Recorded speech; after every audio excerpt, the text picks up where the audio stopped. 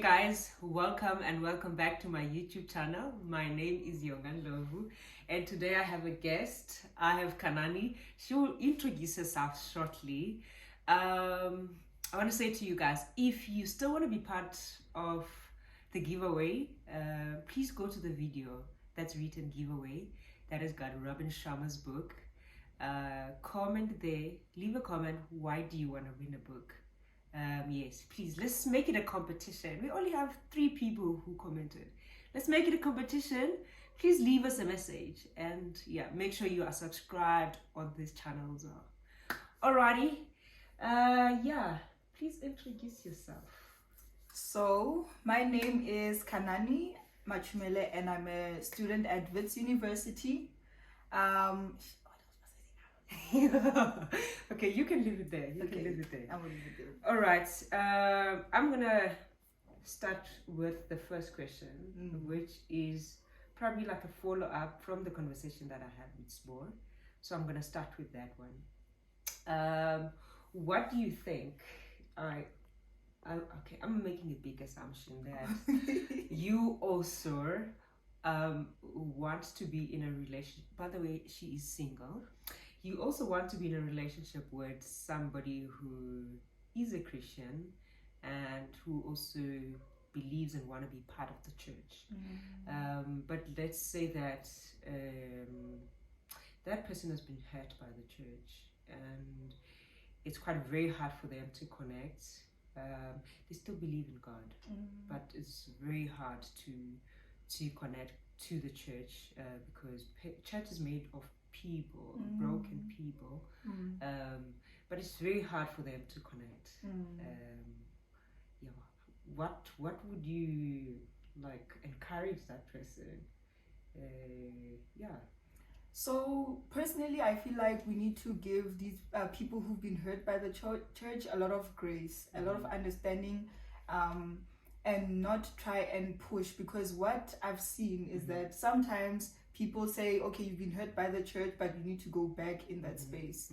So rather than forcing that, rather encourage them with the word of God and give them time to heal and to come back to themselves and know where they stand with God, without the church, without other things, because your relationship with God is more important than all of these other things. I mean, the church is very fundamental, so that we are helping each other. It's supposed to empower us, but then you do need to have that relationship with God in your own capacity. So that's the thing that I would focus on and encourage, so that that foundation is strong before I can even say, okay, no, you have to go back or try and connect with the church, whatever the case may be. Okay.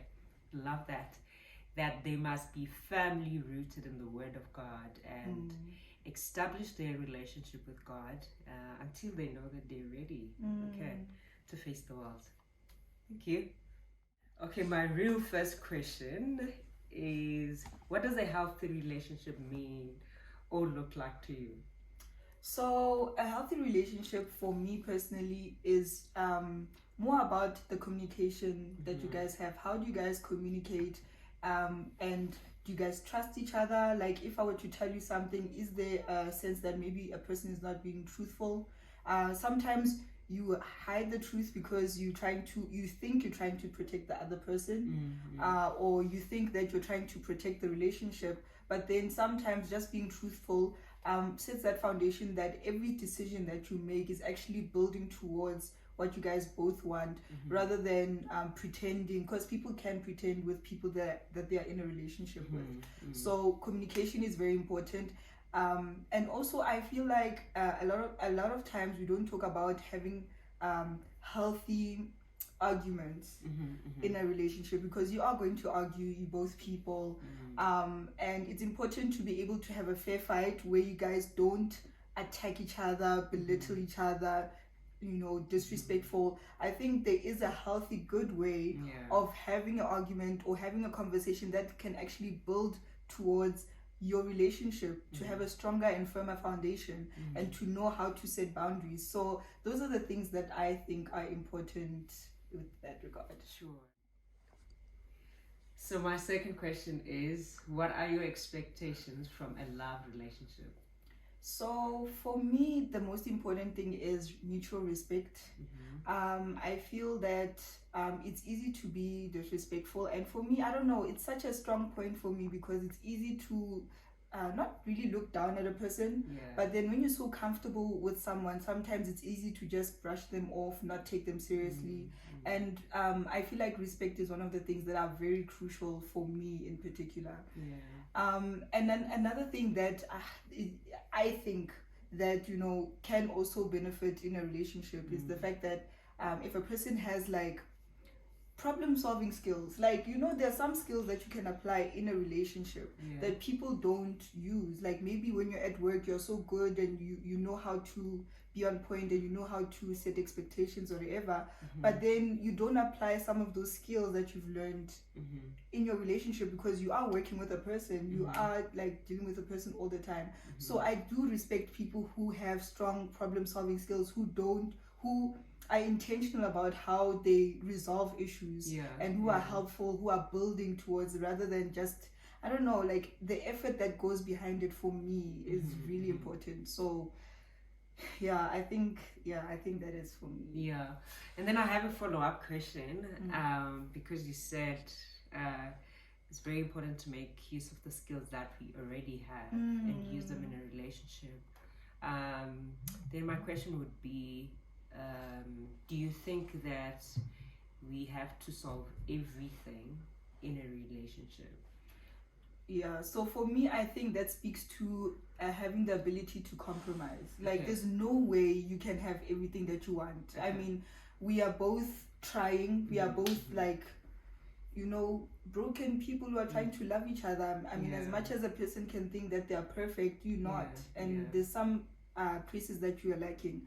So there's no way you will know everything and your way is the best way. You have to be able to compromise. You have to be able to say, okay, this is not like exactly what I wanted, but I am willing to have an in-between, and I feel like that's very important for a relationship. So there's, for me, I don't think you can solve every single problem, but I feel like there can be at least a midpoint. So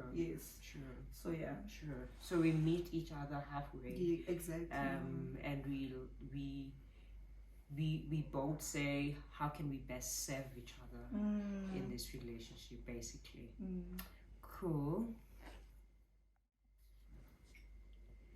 Then my third question, have you ever been in a toxic relationship, not necessarily with a man, could have been like a family member or at work, or yes, whatever space you're in? So I feel like, yes, I have been in a toxic relationship, and for me, I just feel like sometimes it's not necessarily completely toxic. I mean, each person brings some good, whether it's in a romantic relationship, a friendship, like there was a basis for that relationship to begin with, and I don't think like any of my relationships have been completely toxic or whatever the case may be. But then for me, what I found to be important is how to deal with that, you know, finding support and finding people who can give you the skills and give you the tools of how do you manage this kind of situation. And also something that I think is very important is having the ability to let go.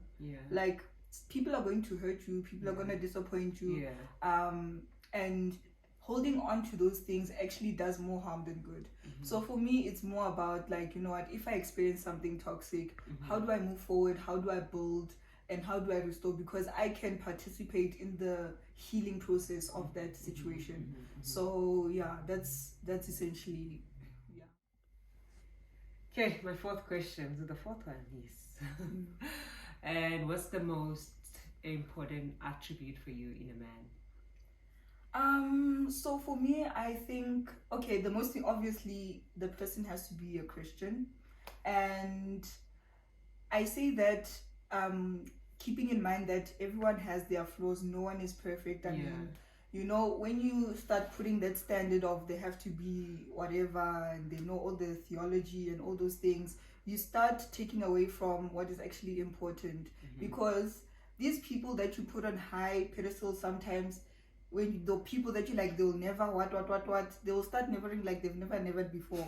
So it's more important to be sure that this person is a believer more than anything else, and all of the other things will follow. So that's obviously the most important thing. But then besides that, I have a strong weakness for sweet people. Like, I look at how you treat other people and your friends, and if I feel like you are a kind person to people who are around you, I don't know, I really like that. And sometimes I can even experience like a person who has been treated very badly, and I look at how they respond and how they treat people. I'm like, yo, even when like someone just punched you or whatever, you are reacting in this situation in a very good manner. For me, that's what I look at, because I feel like you are able to manage any situation, and like even when people don't treat you well, you can still have your own control, and you know how to still hold your values, and you don't go beyond that. So yeah, those are the things that are important for me. Sweet man, sweet man. Are there any sweet men out there? Last question. How important is money for you in a relationship? Okay, so the money thing is very tricky, but for me personally, I think I am flexible. Okay. Because there are some people who I've been in a relationship who prefer to be the ones who are supporting financially, and they are not very comfortable taking money or whatever. You mean taking money from you? Yes. Oh, okay. You also give money? Yes. So for me, that's why I'm saying I'm flexible. So okay. I'm willing to be 50-50. Some people are very finicky about that. Yeah. I'm indifferent. If you are a 50-50 type of person, you go to dinner, I pay for what, you pay for what, that's also fine. Okay. But also, I am also aware that like in a relationship, especially if it's a long relationship, like you guys are like together for years, there's gonna be times where now I have to be the person supporting. I mean, like if the person is like unemployed or in a debt or in a problem, whatever the case may be, I need to be able to be that person's support system as well. Sure. And I wouldn't be comfortable them going to other people or finding other means while I'm here, you know. So yeah, so I feel like I'm flexible with that. I'm a bit indifferent. If you are the type of guy who, I don't know, some guys, they don't like taking money from women. I don't know, it's political. But for me personally, I feel like in that aspect, I'm a bit flexible and understanding. Just have to be, it's like, you know, be reasonable. So yeah.